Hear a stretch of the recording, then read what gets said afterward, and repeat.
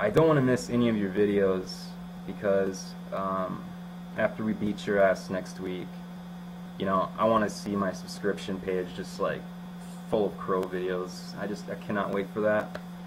So Cowboys fans, if you're watching this, leave a comment down there and I'll check out your page and see what you got. I can't wait to see what you have to say. And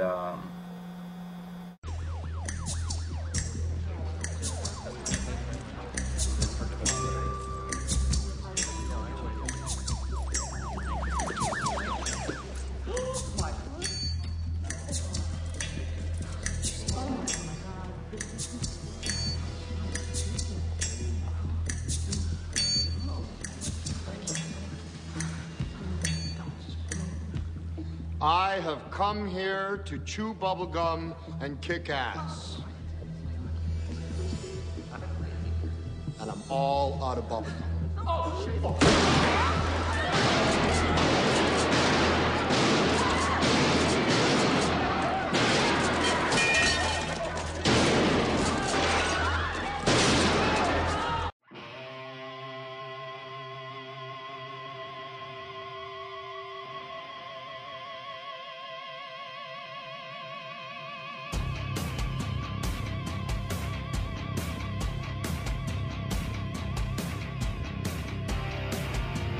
What's up, everyone?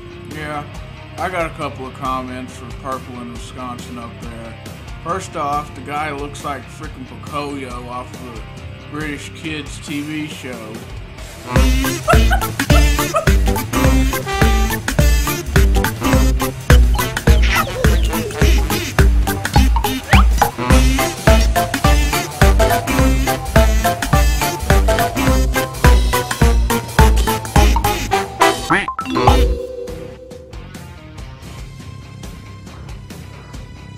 Second off, I got a couple of comments for you and your buddy Speed Freak and any other Vikings fans that might be out there watching this video.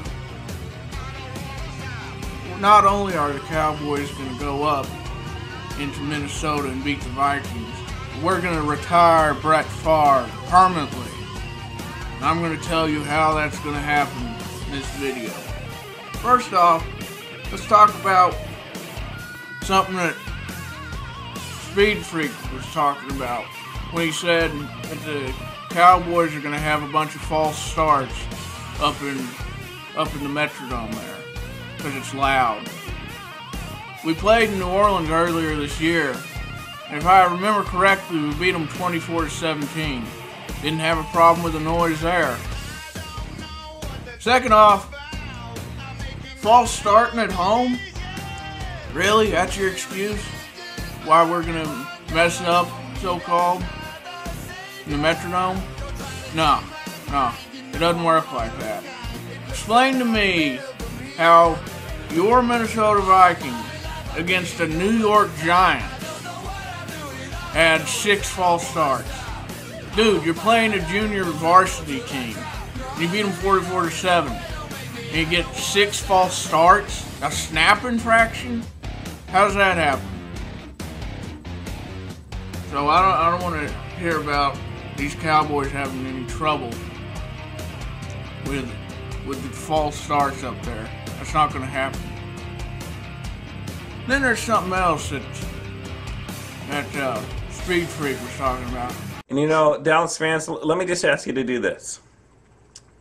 For a minute, don't think like a Cowboys fan. Just like turn your mind into like logic mode. And imagine that you saw this question on ESPN.com, a poll question. And the question says,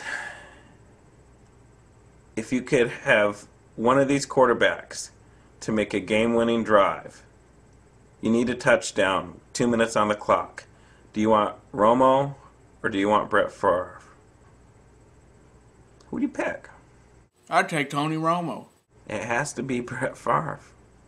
Because he's proven, he's clutch. He's proven in big games he can do that. A blitz coming from the Giants. Favre looking for Driver, and it's picked off. Intercepted by Webster. Romo's a good quarterback. He's a great fan. You want him on your fantasy team. He puts up great numbers. But he has not put himself among the elite yet. He hasn't proven it in a big game. In a game that matters when the pressure's on, he's folded. He's lost his composure. He's choked. It's Favre looking for Driver, and it's picked off.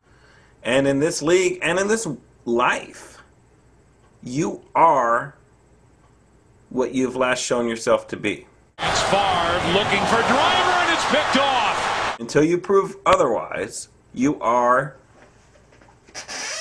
the last thing people remember. It's Favre looking for Driver, and it's picked off. I'm not saying Tony Romo won't overcome it. He might have overcome it this year. He might be over it already, but we don't know that. We don't know that until he's put in a pressure situation on the road in a big game, in a playoff game. And the last thing we know about Tony Romo is the last big playoff game on the road where the pressure was on. He couldn't even hold the football. It's Favre looking for Driver, and it's picked off. So that's all I'm saying. This is going to be a good test. A blitz coming from the Giants. Favre looking for Driver, and it's picked off. Intercepted by Webster. I'd take Tony Romo. I'll tell you that plain and simple right now. I'd take Tony Romo.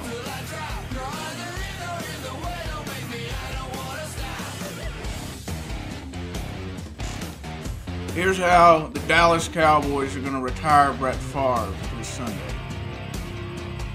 Your two tackles, Lode Holt and McKinney, can't handle Anthony Spencer and DeMarcus Ware on the outside. They're not going to be able to contain them. Whether or not we sack Favre or not, just so long as we get pressure on him, that'll be enough to make him start throwing erratically in the third and fourth quarter, and it really counts. Adrian Peterson, I'm not worried about him at all. Adrian Peterson, the Cowboys have not had a 100-yard rusher this year. What makes you think anything's going to change in the playoffs? So, your secondary doesn't have an answer for Miles Austin, I'll tell you right now. That secondary is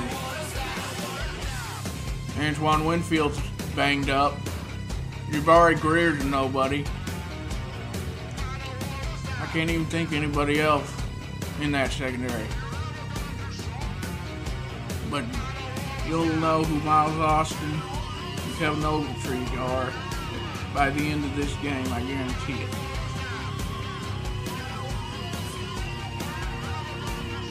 So, that's all I got.